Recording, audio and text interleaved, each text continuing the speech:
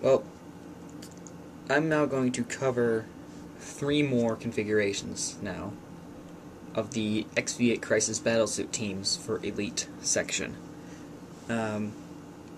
Last time I covered Helios, Fire Knife, and Death Rain.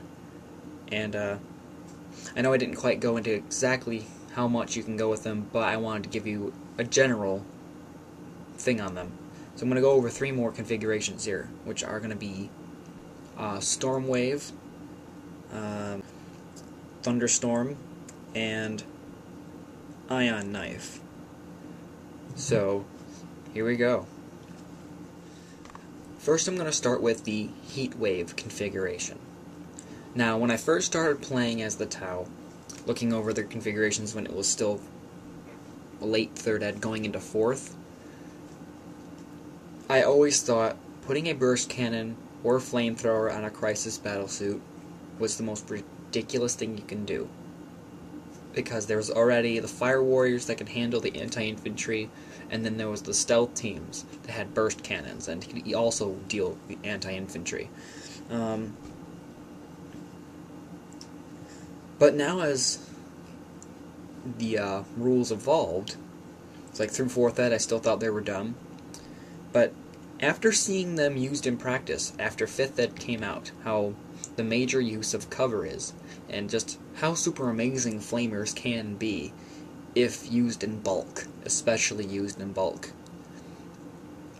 I decided to work on the Stormwave configuration.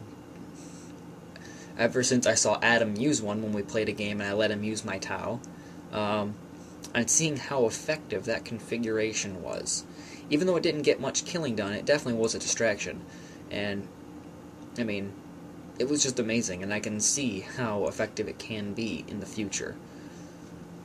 Essentially, what the Stormwave configuration is made for is anti-infantry.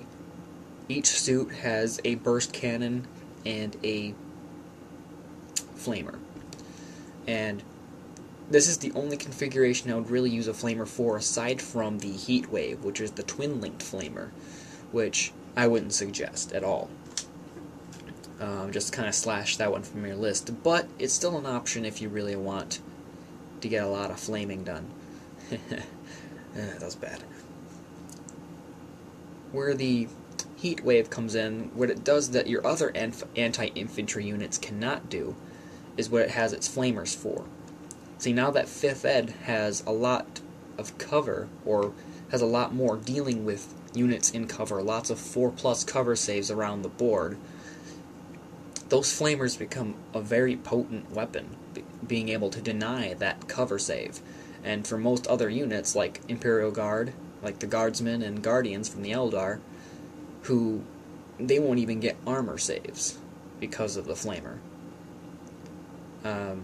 So, dealing against light infantry like that, with a flamer, is just amazing. Especially if you get 3 suits. That's 3 flamer shots going into one area, just scorching everything. And then, once you're done torching everything, whoever's left, you can use your burst cannons to try to pick off the survivors.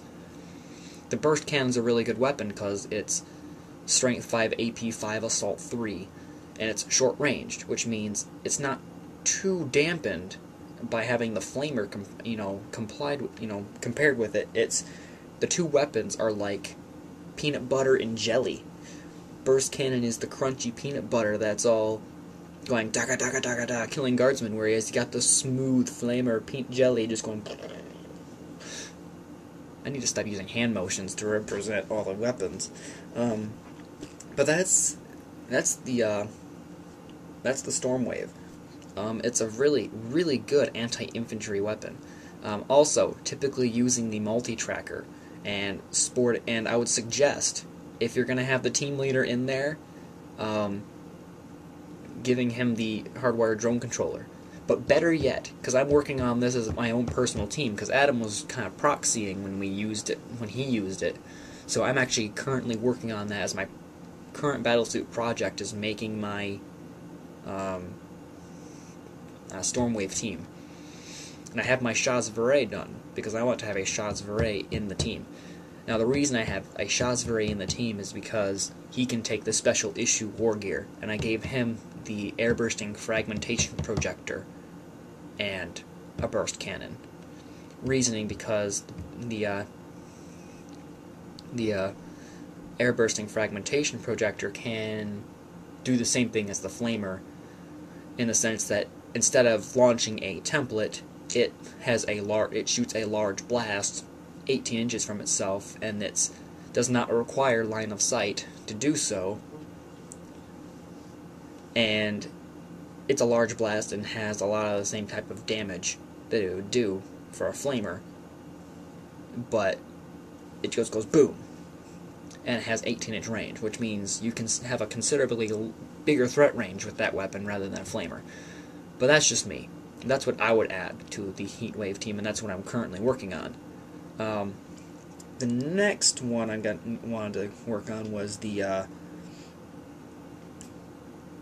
I believe Thunderstorm, yes, which is what my Shazvare is, now that I think about it.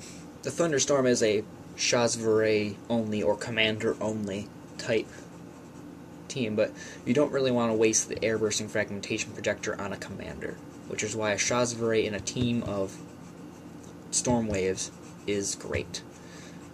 Because of that better threat range, it can do the same thing, same job as the other suits, and that is the main thing. It's the specialization that is key for the teams. My last configuration I want to do for this video is the Ion Knife, my bad.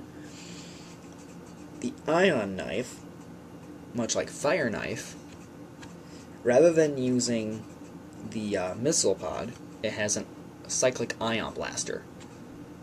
This has become a very good Shazvare weapon, but it's even better on a Shaz-O. That is where it is best used, because of the Shaz-O's ballistic skill. That's what makes it amazing.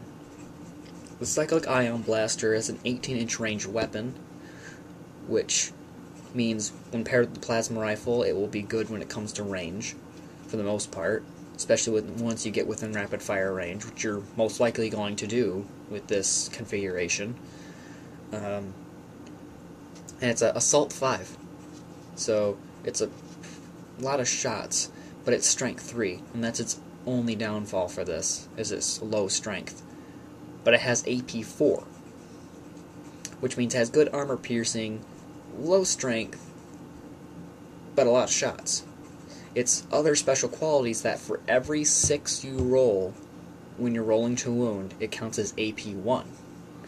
So if you're actually able to wound them in the first place with those strength 6 shots, which are definitely going to hit, if depending on the target, and then that's AP 1, they get no save. They get no armor save, and the plasma rifle's AP 2, which means most targets you're shooting at won't get a save either. So it's definitely meant to be a Terminator killer. Again, good for taking out Wraithguard. So I would consider that for a commander rather than a Shazvare in a Crisis Battlesuit team.